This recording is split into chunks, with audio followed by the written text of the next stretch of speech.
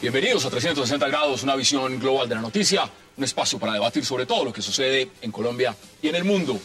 Y hoy 360 iniciará hablando acerca del atentado realizado contra el periodista Ricardo Calderón, jefe de investigaciones de la revista Semana. En la vía que conduce a Ibagué, a Bogotá, sicarios dispararon en 5 oportunidades contra el vehículo en que se desplazaba Calderón, quien venía trabajando en más informaciones sobre todas las irregularidades en el centro de reclusión de Tolemaida. ¿Quién atentó contra Ricardo Calderón? ¿Y cómo está la libertad de prensa en Colombia? Lo debatiremos esta noche en 360. Y también hablaremos, por supuesto, acerca de una situación muy controversial que está ocurriendo y violenta, por supuesto, no en Colombia, sino en la Asamblea Nacional de la vecina Venezuela. El mundo entero repudia cómo diputados de la oposición venezolana fueron callados a golpes por los oficialistas al protestar por habérseles negado el uso de la palabra en las plenarias de la Asamblea. Nicolás Maduro ha dicho que la oposición debe dejar de provocar. ¿Está en riesgo la vida de los opositores al chavismo ahora mismo en Venezuela? Lo debatiremos esta noche y, por supuesto, hablaremos también de una posesión que está generando mucha polémica en Colombia. Y no se muevan, que ya en segundos le doy la bienvenida a nuestros invitados.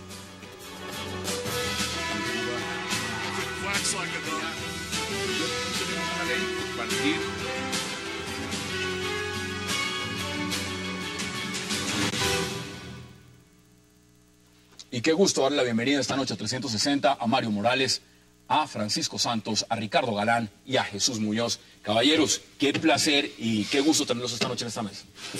Buenas noches. Mario, empiezo hoy por la extrema derecha de la mesa, de la mesa. Por favor. La academia. El tema fundamental de lo que está pasando, este atentado fallido, por supuesto, contra Ricardo Calderón, jefe de investigaciones de Semana.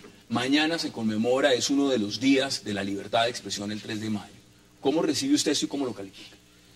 Bueno, no sabemos si fallido, ¿no? Depende de los intereses. Si ese era el interés, amedrantar, amenazar, presionar, avisar, no sabemos si fallido. En cualquier caso, es un atentado y es un atentado lamentable en un momento en que el país mira con preocupación varias cosas en lo que tiene que ver con la libertad de prensa. Mañana es el Día Universal y está consagrado, entre otras cosas, a la seguridad y a la protección de los periodistas. Este año, en el evento que se realiza en Costa Rica, precisamente para conmemorar este día. Y la preocupación se cierne fundamentalmente en torno a la impunidad, ¿verdad? Están por cerrarse varios casos de investigaciones de periodistas asesinados en los 90, en la plena época de furor del narcotráfico y del asesinato de periodistas flagrante, en plena época de denuncias del narcotráfico, y justo este atentado contra el jefe de investigación de Semana viene a recordarnos esas épocas aciagas en que tocar ciertos temas de la agenda del país resultan delicados o intocables. ¿Es una profesión de alto riesgo el periodismo en Colombia, definitivamente? Es una de las profesiones, sí. Ser piloto, ser policía, ser conductor de taxi es una profesión de peligro en nuestro país. Ricardo, bienvenido. ¿Y usted cómo lo ve? Pues Mario me quitó la palabra, les iba a contar. ¿Sabe cómo se llama el evento de Costa Rica? ¿Cómo se llama? Hablar sin riesgo, por el ejercicio seguro de la libertad de expresión en todos los medios. Lo que nos manda el mensaje del atentado de ayer contra el tocayo es que no se puede hablar sin riesgo. Eso es falso. Sí, lo que me parece supremamente torpe, pues claro, si viene de donde todos creemos que viene, no se puede esperar demasiada inteligencia, pero me parece muy torpe hacerlo en vísperas del evento y del Día de la Libertad de Prensa, pero sí me preocupa mucho es cuál era la intención y cuál era el mensaje que nos quería mandar. Estamos tratando de callar las investigaciones por Tolemaida. ¿Eso va más allá hacia los falsos positivos? ¿Cuál era el mensaje? No me queda claro. Me sorprende que cuando son sicarios y van a matar, fallan. Normalmente no se equivocan. Me preocupa es si lo que querían era dejar la sensación que dejaron, y es que es peligroso hablar y entonces mucha gente se va a abstener de hacerlo y lograron el objetivo. Cuidado con esa línea porque de pronto el presidente acaba diciendo que fue la mano negra. Y acaban echándonos a nosotros la culpa porque el presidente le encanta hacer ese tipo de alusiones cada vez que quiere desviar la atención. No, miren, ser periodista acá de Semana o del Tiempo, del Espectador, normalmente no acarrea riesgos. Trate usted de ser periodista en el norte del Valle Radio. Trate usted de ser periodista en Magdalena, en el Banco Magdalena, o trate de ser, eso sí es riesgo. No en Bogotá, sino en las regiones. Eso sí es riesgo de censura, de autocensura que tuvimos muy fuerte. Yo creo que la situación ha mejorado de manera muy importante en muchas de estas regiones. El riesgo hoy es otro, el riesgo hoy es el monopolio, el riesgo hoy es el dinero que fluye del gobierno a los medios, pero de todas maneras es un tema muy, muy lamentable, pero nos debe recordar que de verdad la fragilidad de los periodistas está en otras partes. Jesús, bienvenido, ¿y cómo lo percibe usted? Gracias. De todas formas, me gustaría dar una cierta continuidad a lo que decía Ricardo Galán, es decir, Gabriel García Márquez decía lo malo de las amenazas en Colombia es que se cumplen. Entonces, yo sí creo un poco la línea de lo que vienes diciendo tú, de que eso de que el sicario haya fallado, a mí también me levantan supremas sospechas. No creo que haya sido tanto, sino que la amenaza está ahí y está latente. Y yo creo que seguramente corresponde no tanto al evento, no creo que haya tanta inteligencia como para calcular que el evento al día siguiente será el día de la libertad de expresión. Yo creo que va más que nada dirigido hacia una línea de investigación, que son líneas de investigación que un poco también ya Morales nos lo estaba indicando antes, que casi siempre han dado más de un muerto en las filas del periodismo. Mire, le doy cifras, datos, porque hay muchos. Según un estudio del Comité de Protección de los Periodistas, CPJ, siglas en inglés, institución que está en Nueva York, midiendo lo que pasa en Brasil, México y Colombia, que consideran los países de más alto riesgo para el periodismo en la región. ¿Venezuela no? Bueno, para que vean, no lo están metiendo ahí, dice. Dios. Colombia, a su vez, ha sostenido avances en materia de seguridad, ya que ningún periodista, según esta organización, ha sido asesinado por su labor desde el 2010. Yo les pregunto a ustedes si eso es creíble. No, eso desde el 2010. Y los progresos además han sido modestos, eso sí, en la resolución de crímenes a reporteros con 8 casos impunes. Pero mire el caso de México. En México, digamos, ha fracasado completamente el enjuiciamiento de responsables. 15 asesinatos de reporteros en los últimos 10 años, dice índice de impunidad 90%. Mire, esta tarde hablaba yo con Eduardo Bertoni. Eduardo Bertoni es un abogado argentino que fue relator de la OEA para el tema de la libertad de expresión. Y le preguntaba, está en Costa Rica, y le decía yo, ¿qué es lo que están mirando en Costa Rica? Porque mire lo que acaba de pasar en Colombia. Y se echó un mapa que muestra que el continente está en la olla. México, dice él, hay regiones enteras y ciudades enteras donde los periodistas se han tenido que ir por las amenazas del narcotráfico. ¿Qué pasó acá, no? Sí, igual. y que todavía sigue pasando. Sigue Mire pasando. las cifras de la FLIP 2013, hasta el momento. 3 agresiones físicas, 17 amenazas en 4 meses.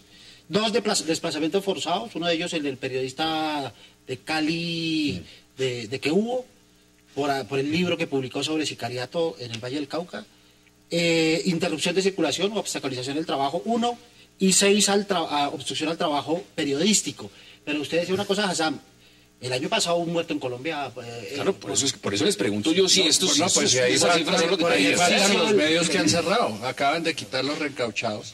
Le acaban de meter a la Luciérnaga una ley que prohíbe la parodia o que la piensa reglamentar. ¿Cómo? ¿Cuántas noticias, cuántos noticieros han cambiado sus periodistas, han cambiado sus directores y medios han cambiado sus directores por presiones? Vengan No, de donde y hay- vengan, hay para no temas- dar papaya, como Ricardo, dice... Ricardo, No, hay nosotros nos temas- echen la culpa que No, no hay tenemos temas- ni agua ahorita en los medios. No, además que hay No, temas que, no, Ricardo, lo digo por... en esa línea que tú estás diciendo, que me parece que estás levantando ahí una caja de los truenos muy interesante, que es decir, no es ya solo lo que está pasando en las cifras que puede dar la FLIS o la persecución a los periodistas, sino qué está pasando dentro mismo de los medios, ¿no? Claro, Hay las un cosas medio que no se de miden. un periódico tan extraordinario y prestigioso como es el diario El Tiempo, al que se le ha sometido a los periodistas a una auténtica persecución interna, vigilancia interna, realmente espantosa, escandalosa, lo he tenido que leer a través de medios de comunicación españoles, casi de llamados de SOS, por reducciones de plantilla realmente sin ningún criterio, de ningún tipo. Pero curiosamente, Ricardo, si tú lo analizas, ¿dónde están atacando? ¿Qué línea están atacando? Es la línea precisamente de la reportería y de la investigación. No, pero por eso les pregunto, porque es que aquí hay un tema fundamental. Pero hay otra forma de ya mirarlo. no solo, Ricardo, es que no es solo la persecución del sicario, no es solo la persecución del gobierno, sino que además viene lo que tú habías indicado antes muy bien, los poderosos y el poder del dinero, inmiscuyéndose en estos grandes y los medios reguladores. Y acabando, ya digo, Pero están acabando justamente el periodismo de investigación. Lo están diciendo las grandes maestrías. Si se muere el periodismo de investigación, es acabar el periodismo. Mire lo que Y les han echado la culpa a Internet. La pregunta podría mirarse por el otro lado, y es, el problema es que estamos mejorando los indicadores de libertad de prensa y de libertad de expresión con respecto a los 90, por ejemplo, o están empeorando los estándares de calidad periodística que tocan los temas sensibles, está pululando la autocensura, el autocuidado, ese esmero en no tocar ciertos temas que puedan significar seguridad. ¿Lo que está mejorando es la libertad de expresión o están empeorando los estándares periodísticos? Déjeme, le hago una pregunta. Mire, Bogotá, donde están todos los recursos y todos los medios, ¿se les pasó por entre las piernas o se nos pasó lo que estaba pasando en la alcaldía? El hurto calificado más grande en la historia de Colombia, el robo más masivo de presupuesto público, no estamos hablando de la Jagua de Ibirico, la capital. A todos los medios nadie se atrevió a meter la nariz y averiguar, oiga, ¿qué estará pasando? ¿Es investigación o es censura? Mire, Es investigación veamos declaraciones y mucha pauta, del mucha director pauta. justamente de Semana, porque este atentado va contra el jefe de investigaciones de Semana. Veamos las declaraciones de Alejandro Santos.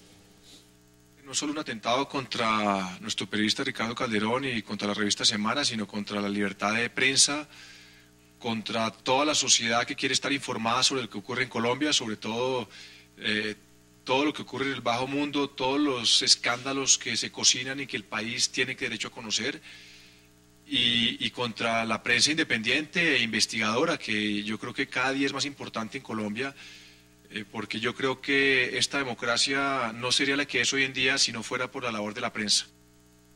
Esas son las declaraciones, pero acá hay un tema de fondo, porque esto viene, al parecer, con lo que tiene que ver con Tolemaida Tours, Tolemaida Resort. Esas investigaciones y lo que revela, yo se los pregunto a ustedes, ¿ustedes creen que viene por ese lado o no? Porque lo que revela realmente esa investigación es macabro.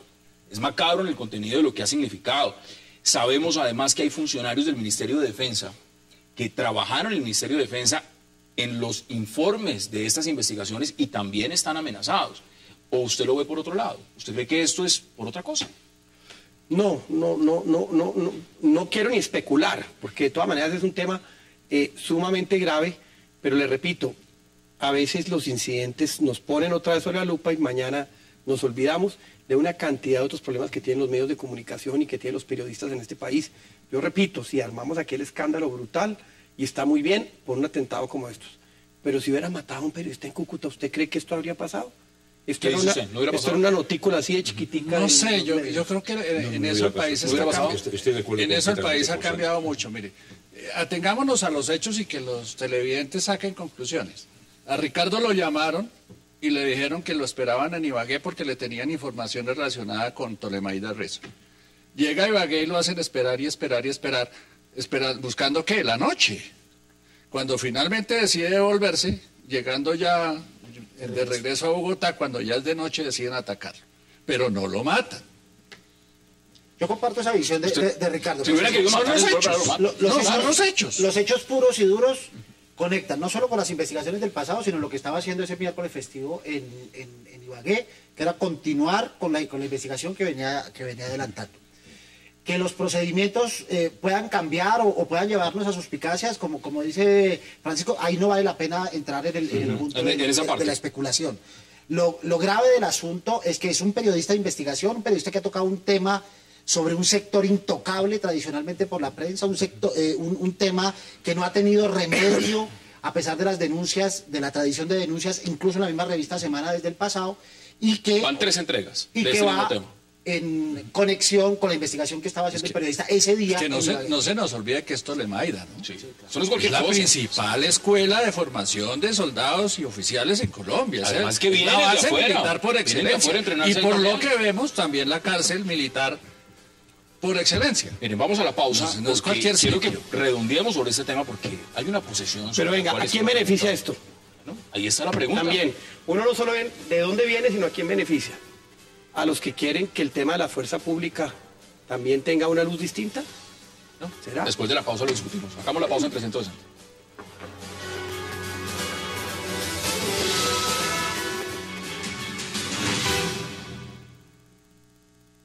Pedía director de policía encargarse personalmente de investigación para dar con responsables de repudiable hecho contra Ricardo Calderón. Regresamos a 360. Ese es uno de los mensajes, uno de los tweets que envió el presidente Juan Manuel Santos, porque evidentemente todos los organismos de policía, la Unidad Nacional de Protección y todos los demás están al frente de esta investigación. Ricardo. Y uno sí espera que le haga caso, sobre todo el fiscal que anda absolviendo anticipadamente terroristas. Que ya no es fiscal, que ya no es fiscal. Que en vez de andar en esas, a ver si nos dice rápido, antes de que vaya y maten a Ricardo, que nos diga quién fue. ¿Qué dice usted, Mario?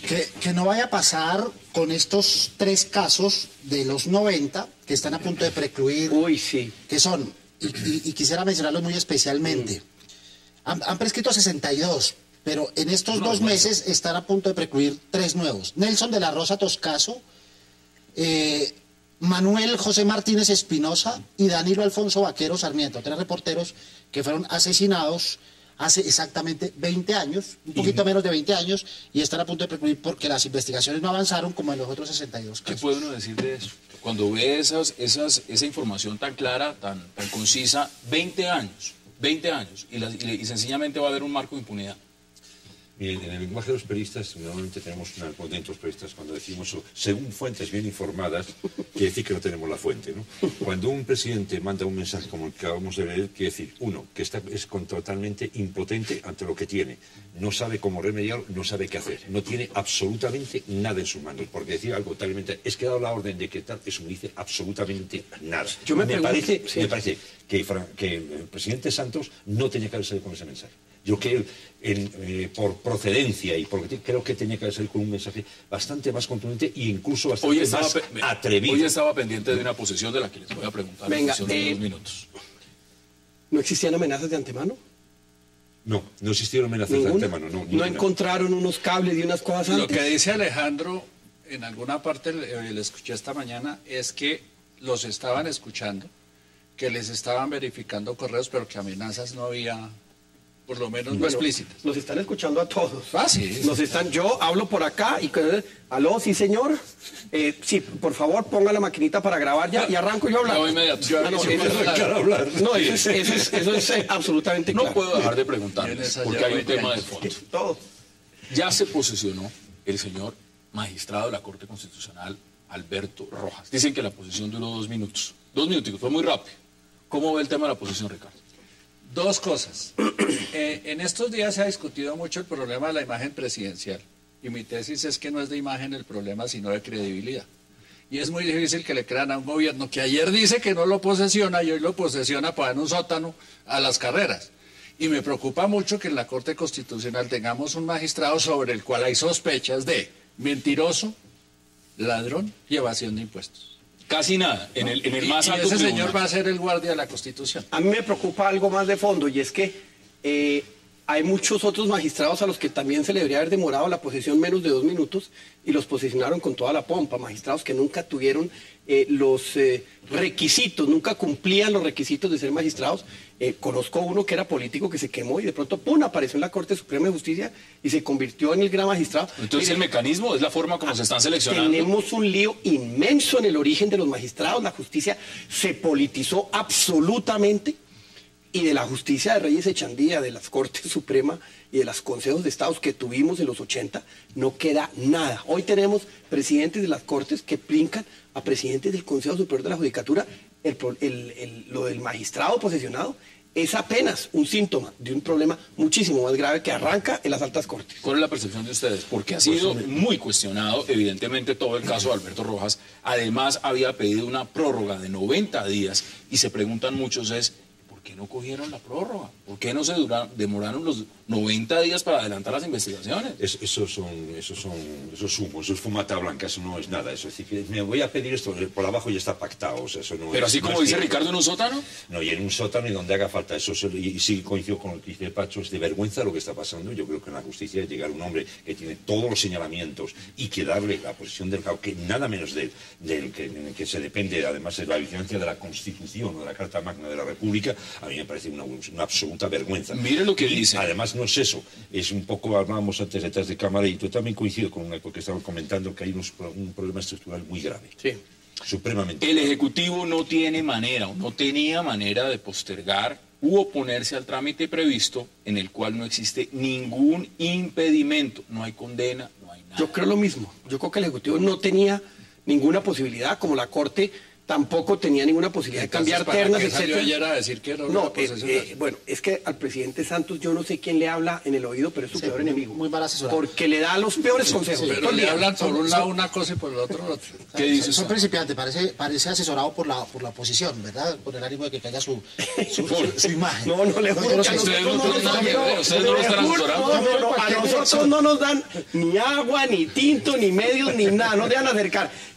Llegamos a... Haciendo familia, nada. No, llegamos a 5 cuadras y arrancan unas alarmas a sonar en Palacio y le toca uno devolverse. Tiene un caballo de Troya al presidente Santos porque le está dando exactamente los consejos a la inversa. Sí, vergonzoso, pésimo ejemplo para todo lo que tiene que ver con la institucionalidad, pero sobre todo una pregunta para no repetir. A diferencia de las preguntas que uno se hace siempre sobre las instituciones que presentan estos grados de duda y de ilegalidad es...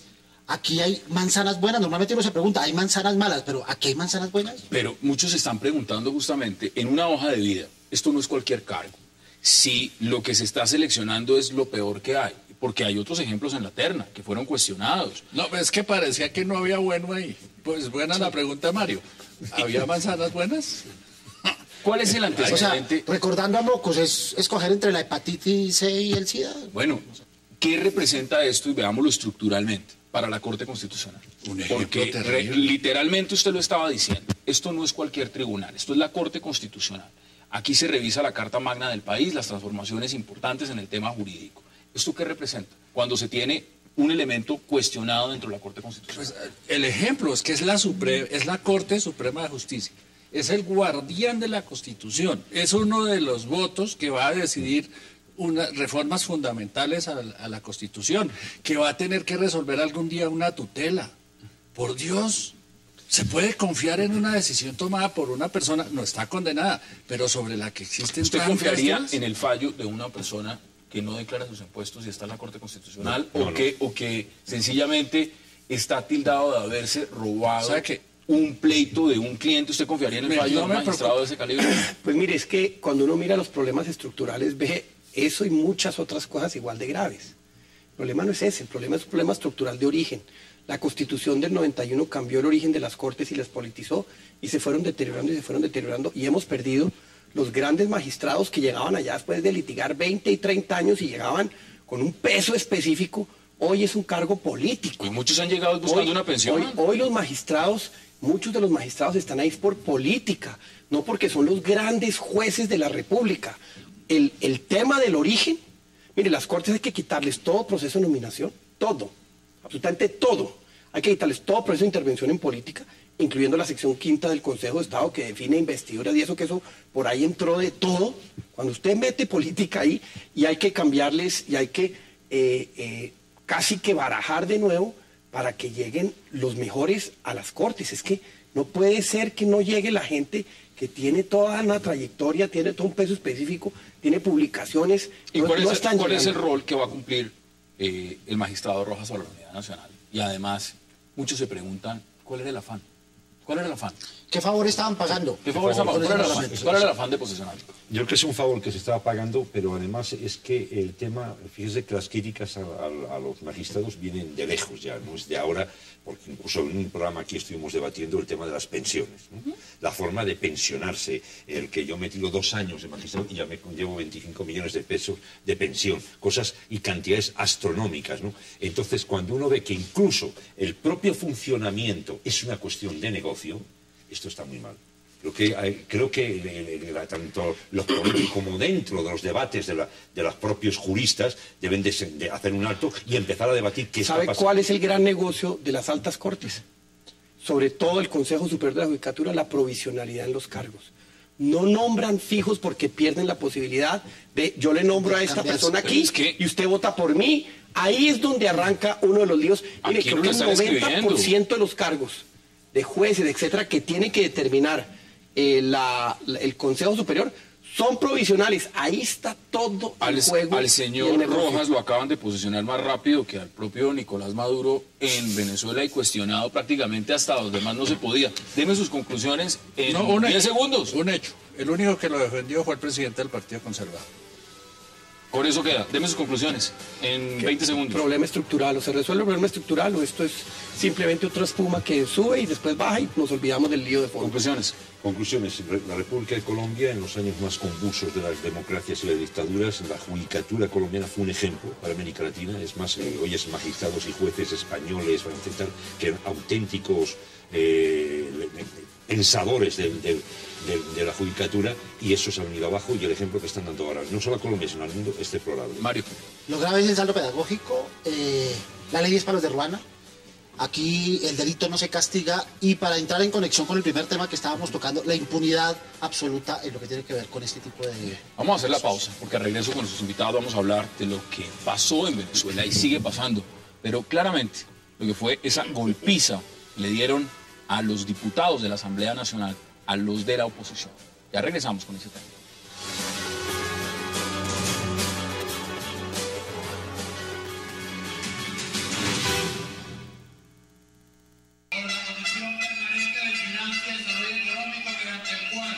Se autoriza la ejecución nacional para decretar un crédito adicional a los presupuestos de gasto vigente de los diferentes ordenadores de compromiso y pago de la administración pública y los entes activos por la cantidad de 266 millones de dólares. Todos los ciudadanos residentes. Tiene la palabra el diputado Tony Cayo.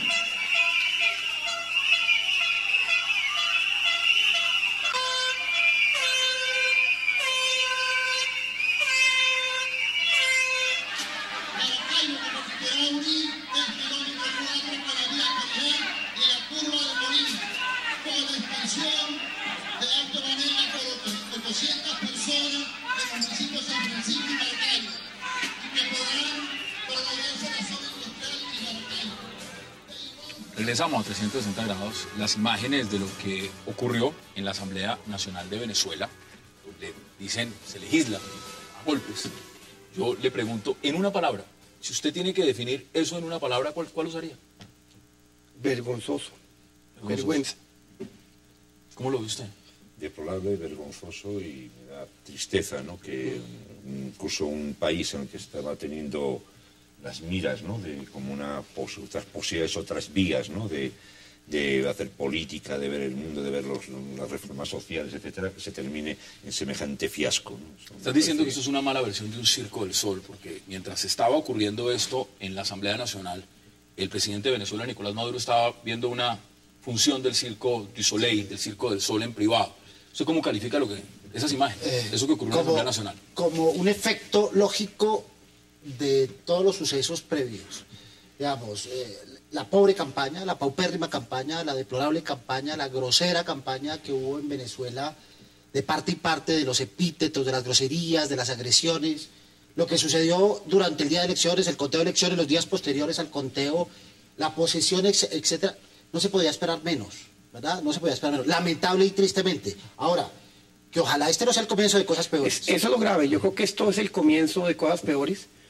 Por eso yo en todas partes llevo esta que es la cachucha Capriles, porque yo que están dando una pelea, ahí sí de toche con Curuba, porque pues el Estado está generando una presión y no es sino oír una ministra de prisiones decirle un momento a Capriles que es un drogadicto, que a él le tiene en la cárcel, que, no, que la celda la tiene lista. Que la celda se la tiene lista. A mí no me cabe la menor duda que el siguiente paso es varios de ellos encarcelados y ahí apaga y vamos. Ricardo, a la diputada María Corina Machado le fracturaron la nariz en 4 partes. La cogieron a golpes, pero lo más macabro de la situación es que la golpearon enfrente, es decir, a centímetros del señor Diosdado Cabello, que estaba sentado entre risa entre risa.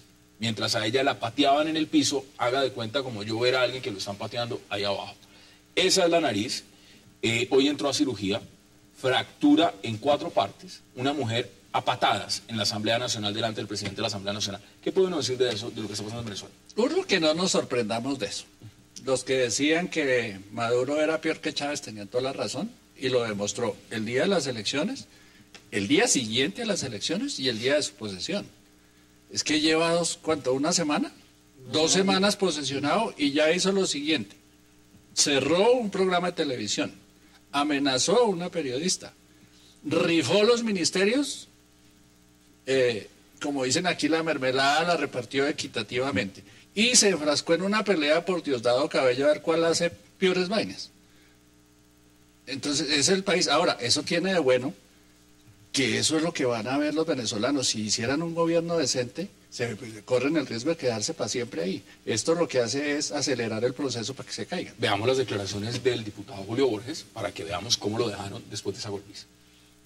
Nosotros seguiremos luchando milímetro a milímetro, avanzando y dándole a la Venezuela del futuro una oportunidad. Precisamente por eso es que tienen que recurrir a la violencia, porque hemos avanzado y vamos a triunfar. Este es el mensaje que le decimos hoy de corazón, después de la humillación que significa venir aquí a presentarse, pero también con la frente en alto, para que ustedes sepan que esto es no golpes a la dignidad, sino fuerza a la dignidad de cada uno de nosotros.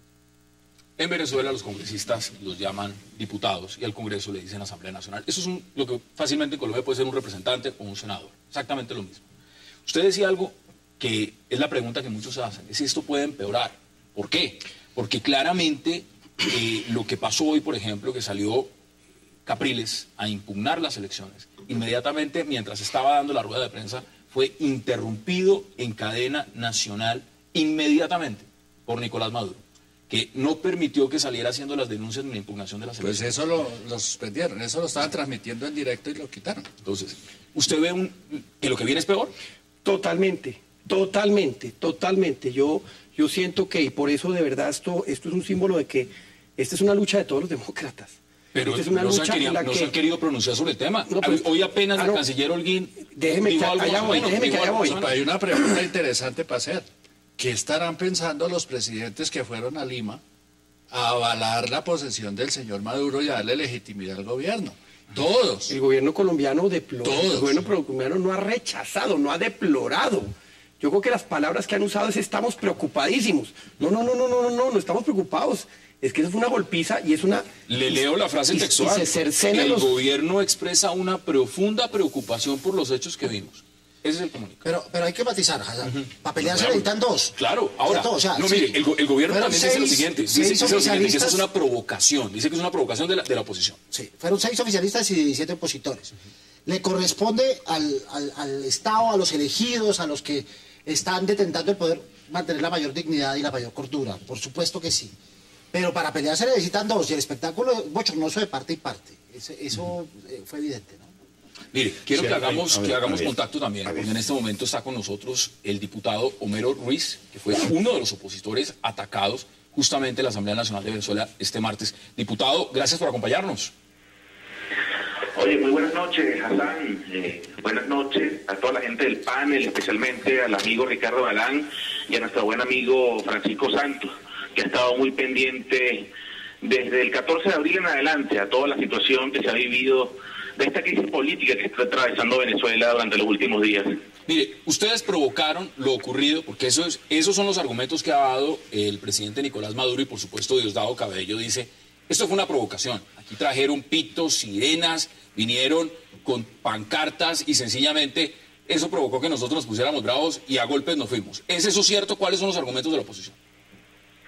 Fíjate, el argumento es el siguiente, Hassan. Nosotros simplemente solicitamos ante la presidencia, ante la directiva de la Asamblea Nacional, nos otorgaran el derecho de palabra para poder denunciar los hechos de violencia que habían ocurrido la semana anterior, en la sesión anterior, donde fue agredido brutalmente el diputado William Dávila, quien fue víctima le lanzaron un objeto contundente, específicamente uno de los micrófonos que están en cada uno de los curules de los parlamentarios, y tuvo una herida grave en el cráneo, más de 16 puntos de sutura, y en ese sentido pues se quería solicitar el derecho de palabra para explicar la situación, para que Venezuela conociera lo que estaba realmente sucediendo en el Parlamento, y el amigo diputado, presidente de la Asamblea Nacional, Diosdado Cabello, cree que la Asamblea, que el Parlamento venezolano es un cuartel y no es el centro, el epicentro del debate y del intercambio de ideas que debe ser, y nos negó el derecho de palabra. Dijo que mientras no reconociéramos públicamente que el señor Nicolás Maduro es presidente de Venezuela, nosotros no íbamos a tener derecho de palabra dentro de la Asamblea Nacional, y nosotros lamentablemente no podemos caer ni en chantajes ni en condicionamientos de ningún tipo, ya que nosotros estamos amparados por el artículo 201 de la Constitución Nacional, que dice que cada diputado es dueño de su conciencia, y nosotros estamos allí representando al pueblo que nos eligió. Y recordemos además, Hassan y amigos de Colombia, que nosotros fuimos electos en el año 2010 con el 52% de los votos. Nosotros representamos a la mayoría de los venezolanos del Parlamento, pero por esas triquiñuelas propias del chavismo en Venezuela, ellos tienen la mayoría de diputados y obtuvieron la mayoría de votos. Pero nosotros seguimos firmes allí en la lucha. Y en ese sentido, pues, se presentó esta situación de violencia, ya que no nos dejaron y permítame explicar lo que estaba sucediendo. Los diputados del oficialismo, nosotros sacamos una pancarta, iniciamos una protesta. Y diputado, aquí tenemos las imágenes justamente de los ruidos, las chicharras y demás, pero quisiera dar la oportunidad también a nuestros invitados que están en el panel acá en la mesa, porque acá hay un tema, Jesús, y es el siguiente. Si lo vemos en perspectiva, ¿cómo se puede uno imaginar que en un Congreso, en una Asamblea Nacional, llegue quien preside, el presidente del organismo, y diga, no, es que aquí solo hablan estos, los demás no hablan, yo no les concedo la palabra a la oposición?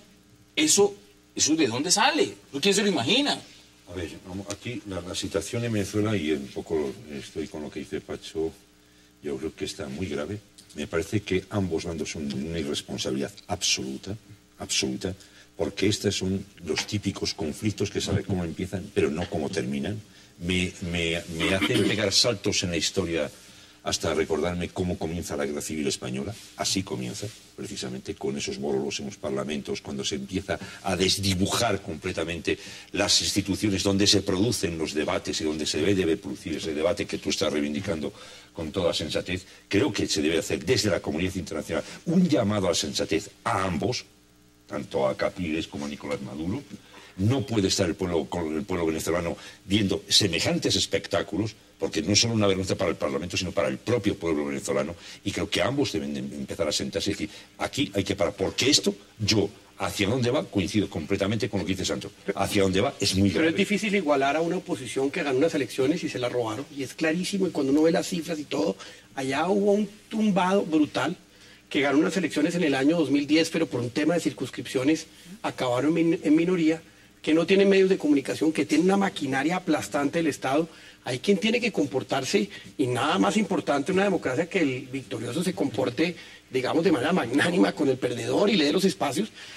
Aquí no, aquí el ganador lo que ha querido es apretarle el cuello a la oposición, cerrarle los espacios, y si bien con Chávez algunos se mantenían abiertos, yo siento que con Maduro se van a cerrar absolutamente todos. La lucha de la oposición va a ser por sobrevivir, escasamente. Pues preguntémoselo, aprovechemos antes de ir a la pausa y de despedir a nuestro invitado en Venezuela, el diputado Homero Ruiz. Diputado, están diciendo en este momento algo muy claro y muy puntual, y es lo siguiente. Dicen, Nicolás Maduro manda, pero no gobierna. En 40 segundos, ¿qué están pensando hacer ustedes? Porque claramente Enrique Capriles ya impugnó las elecciones, pero ¿cuáles son los pasos que vienen después de eso que acabamos de ver en la Asamblea Nacional en Venezuela? Bueno, simplemente, Hassan, seguiremos firmes en nuestra lucha por la defensa de la verdad, por la defensa de la democracia y por la defensa de la libertad. No nos van a amedrentar, no nos van a milanar, ni nos van a callar con la violencia. Si quieren violencia, nos conseguirán allí firmes a nosotros defendiendo los derechos del pueblo venezolano. Y seguiremos haciendo actividades de calle, protestas pacíficas, cívicas, porque estamos convencidos de que la mayoría del pueblo venezolano quiere un cambio, de que la mayoría del pueblo venezolano eligió a Enrique Capriles como presidente de la República, y haremos defender ese derecho de todos los ciudadanos que eligieron el cambio en Venezuela hasta las últimas consecuencias. Un saludo al pueblo colombiano, un abrazo a Francisco Santos, gracias por su solidaridad, un abrazo al presidente Uribe, que ha estado siempre al frente de la lucha y la solidaridad desde Colombia hacia Venezuela, y el pueblo colombiano, que sabemos que está siempre acompañando la justicia y la democracia en Venezuela. Un fuerte abrazo para Gracias a usted, diputado, por haber aceptado esta invitación. Vamos a la pausa y al regreso entraremos también en las conclusiones de lo que significa este tema en Venezuela con sus invitados. No se vaya, ya regresamos.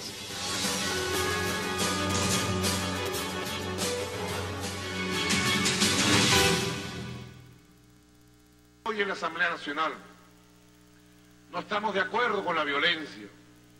Bueno, una sanpablera ahí. Nos cuentan que, y sabíamos que la oposición venía a provocar violencia, y hubo un cruce fuerte de manos, muy fuerte. Eso no debe repetirse. Conversamos personalmente con el compañero Diosdado Cabello, y él va a tomar las medidas de autoridad y disciplina para que no se repitan hechos como ese, porque nosotros tenemos que buscar la paz, la convivencia, el respeto.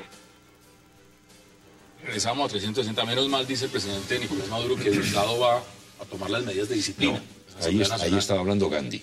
Gandhi, bueno, el Saibaba, quien es su líder espiritual. Miren, para concluir, en su opinión, Mario, Ricardo, Francisco y por supuesto Jesús, ¿esto le favorece o no les favorece? Definitivamente le favorece al gobierno en la medida en que la oposición le dé oportunidad, le dé papaya en las confrontaciones que pasen a lo físico, a la violencia física o incluso a la violencia verbal. En este momento beneficia al gobierno Maduro porque encuentra pretexto para seguir apretando, ¿no? Para aumentar la represión y para cortar los niveles de participación. ¿Ustedes están de acuerdo?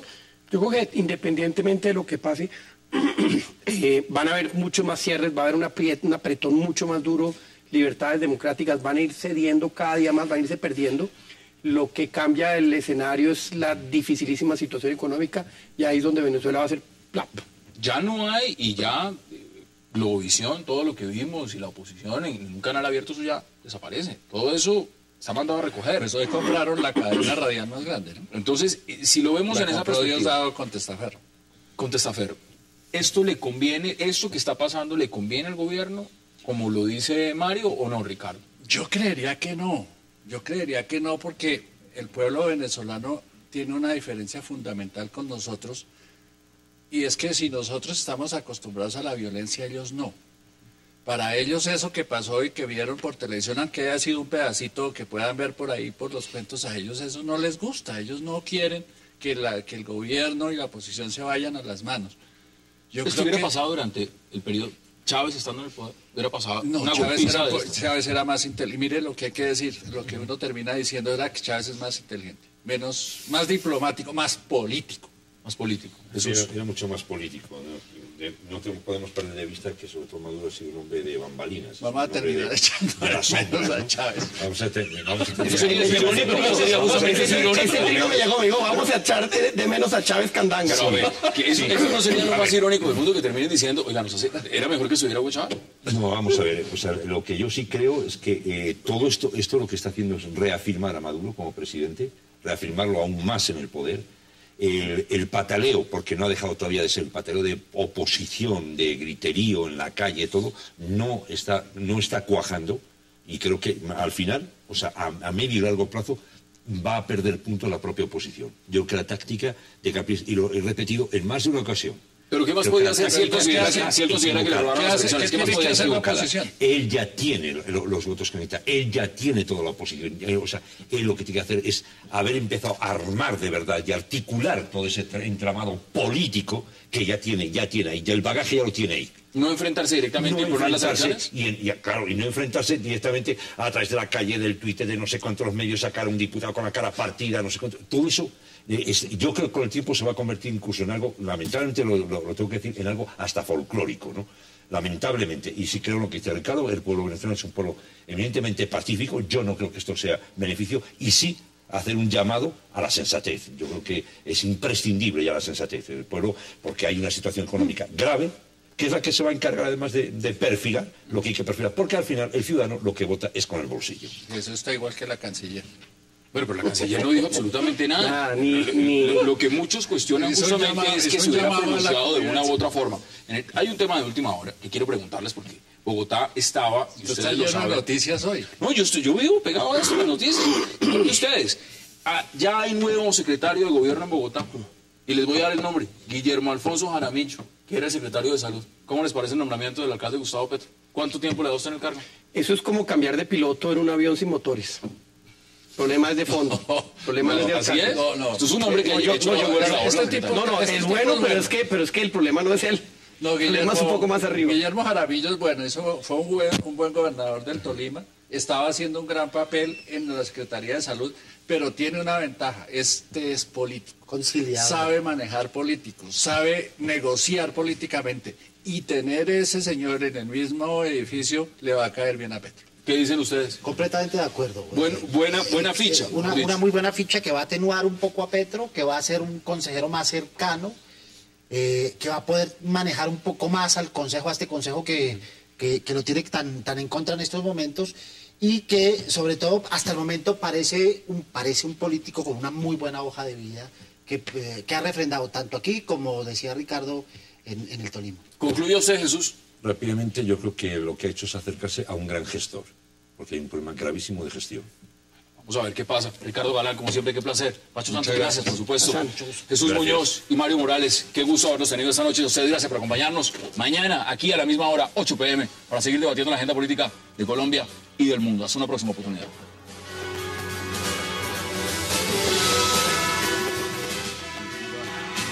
Wax like a dog. Tenemos una ley, cualquier